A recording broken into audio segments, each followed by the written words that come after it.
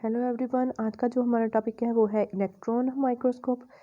जबकि हमने last time जो स्टडी किया था वो था लाइट माइक्रोस्कोप, जिसमें हम लाइट का यूज़ करते थे, जबकि इलेक्ट्रॉन माइक्रोस्कोप में हम इलेक्ट्रॉन्स को यूज़ करते हैं।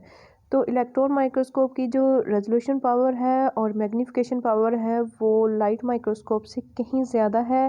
मतलब मैग्नीफिकेशन पावर मींस के ये हमें कितना लार्ज करके दिखाती है, जबकि रेजोल्यूशन पावर मींस के ये हमें कितना क्लियर करके इमेज को देती है।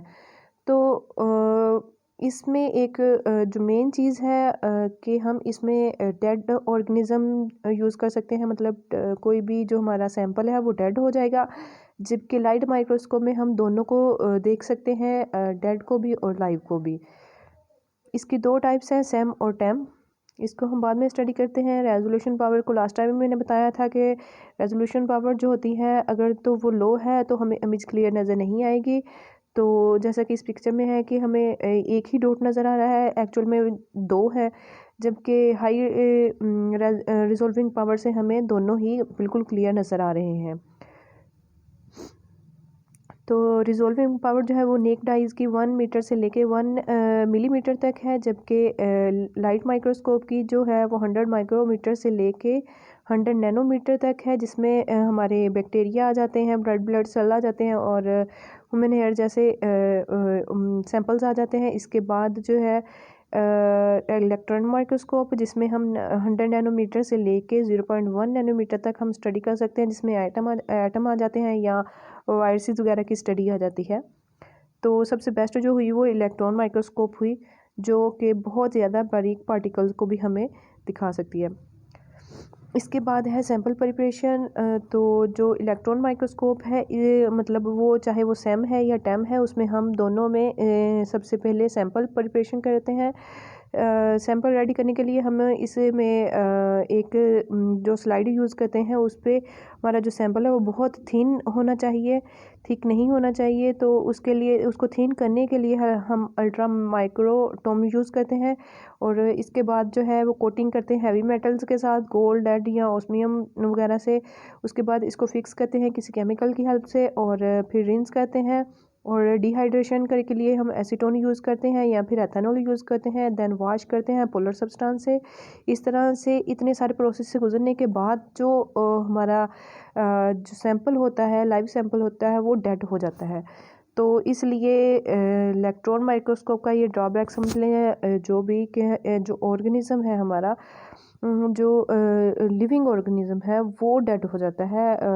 तो इसलिए नेक्स्ट हमारे पास है स्कैनिंग इलेक्ट्रॉन माइक्रोस्कोपी, जिसे हम सैम कहते हैं, और ट्रांसमिशन इलेक्ट्रॉन माइक्रोस्कोपी, जिसे हम टैम कहते हैं।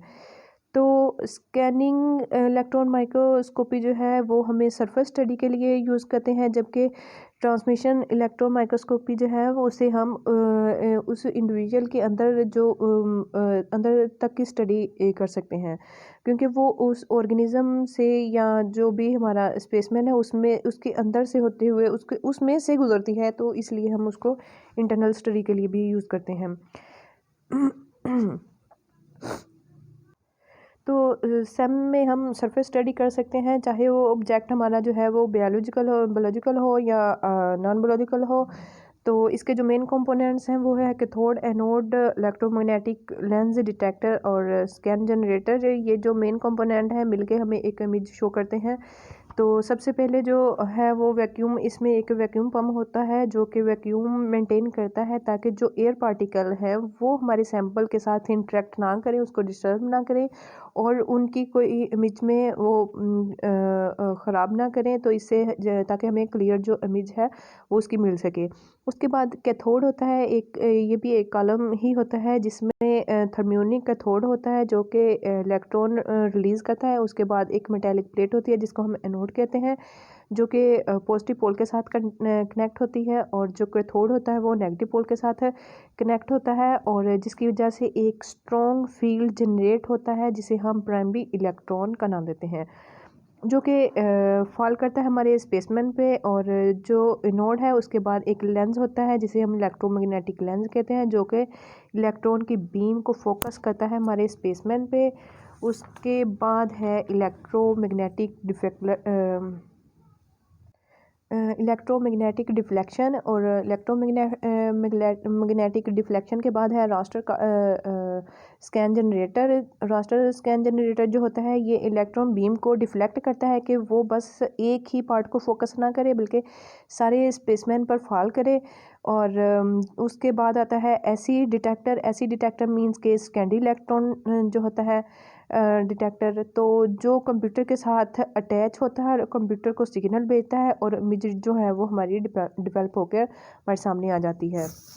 अच्छा, जिस स्पेसमैन पे में ज़्यादा एटम है, मतलब उस जिस स्पेसमैन के जिस पार्ट में ज़्यादा एटम है वहाँ से हमें वाइट इमेज मिलेगी, और जिस पार्ट में कम मॉलिक्यूल है वहाँ से हमें ग्रे कलर की इमेज मिलेगी, और जहाँ बहुत ही ज़्यादा कम है या है ही नहीं है, एम्प्टी है, तो वहाँ ब्लैक इमेज शो होगी। तो इसलिए जो है सैम और टैम से हमें एक ब्लैक डायग्राम ही जो है वो मिलती है। तो इसमें जो पिक्चर हमें एंड पे मिलती है वो 3D फॉर्म में है। 3D मीन 3 डायमेंशनल फॉर्म में। इसका मतलब ये है कि कम इलेक्ट्रॉन ने पूरे जो स्पेसमैन को है स्कैन किया है। तो नेक्स्ट हमारे पास जो है टेम है। टेम में हम टंगस्टन गन होती है जो कि इलेक्ट्रॉन रिलीज़ करती है, और उसमें एनोड कैथोड था जहाँ से इलेक्ट्रॉन रिलीज़ हो रहे थे, जबकि इसमें टंगस्टन गन होती है जो कि इलेक्ट्रॉन को रिलीज़ करती है, और सेम वैसे ही वैक्यूम होता है, और उसके बाद कंडेंसर लेंस में से गुजरती हुई हमारा जो सैंपल है उस पर फॉल करती है। सैंपल को हमने ऑलरेडी प्रिपेयर किया होता है, थिन स्लाइस उसके बनाए होते हैं, और इस थिन स्लाइस अल्ट्रा माइक्रोटोम की हेल्प से हम इसके थिन स्लाइस बना लेते हैं, और उसके बाद हम सैंपल को फिक्स करते हैं किसी भी केमिकल की मदद से, और वॉश करते हैं, स्टेन करते हैं, डिहाइड्रेशन करते हैं, और उसके बाद जो है डिहाइड्रेशन हम एसीटोन और एथेनॉल से करते हैं, और स्टेन जो है वो मतलब उसकी कोटिंग जो है वो हम गोल्ड और लेड यूरेनियम से करते हैं। तो इसके बाद जो है वो फ्लोरेसेंट जो है वो स्क्रीन पे हमें एक इमेज जो है वो देती है। तो इसमें क्या होता है कि जो हमारा स्पेसमैन है, जो इलेक्ट्रॉन्स बीम ऊपर से आ रही है वो हमारे स्पेसमैन में से अंदर से गुजरते हुए हमें इमेज देती है। तो इसमें क्या होता है कि जो स्पेसमैन के अंदर इलेक्ट्रॉन होते हैं, टाइम में ऐसा है कि जब इलेक्ट्रॉन बीम हमारे स्पेसमैन से गुजरती है तो वो स्कैटर्ड हो जाती है। स्कैटर्ड दो तरह की होती है, एक इलास्टिक स्कैटरिंग कहते हैं और एक इन इलास्टिक स्कैटरिंग कहते हैं।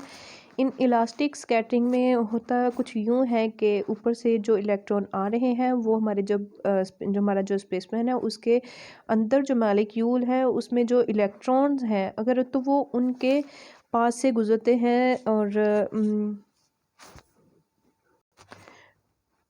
होता कुछ यूँ है कि जो टेम है उसमें ऐसा होता है कि ऊपर से जो इलेक्ट्रॉन आ रहे हैं वो एक बीम की शक्ल में वो हमारे स्पेसमैन से गुजरते हैं। स्पेसमैन में जो हमारे मॉलिक्यूल के अंदर जो इलेक्ट्रॉन है और न्यूक्लियस है उसके अगर तो वो इलेक्ट्रॉन न्यूक्लियस के पास से गुजरते हैं तो उनकी एनर्जी ज़्यादा लॉस नहीं होती है और वो हल्का सा स्कैटर्ड होते हैं।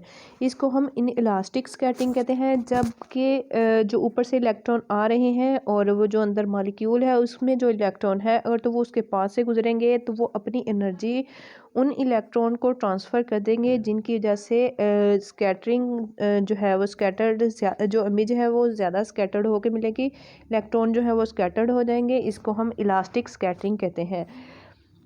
जिधर इलेक्ट्रॉन स्कैटर्ड होंगे वहाँ इमेज डार्क नज़र आएगी, और कम इलेक्ट्रॉन मिलते हैं तो इस वजह से इमेज जो है वो डार्क होती है। जिधर इलेक्ट्रॉन स्कैटर्ड नहीं होंगे और वो ज़्यादा पड़ेंगे सैंपल पे तो वहाँ पे जो इमेज है वो लाइट होगी, इसलिए हम इसको ट्रांसमिटेड माइक्रोस्कोप कहते हैं।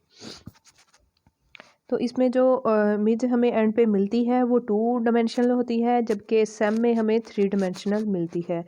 तो ये लाइट माइक्रोस्कोप की साइड पे डायग्राम है। इसमें जो इमेज मिलती है वो कलर मिलती है और इसमें हम लाइट का यूज़ करते हैं। बाकी मैंने आपको लास्ट स्लाइड में बता दिया हुआ है।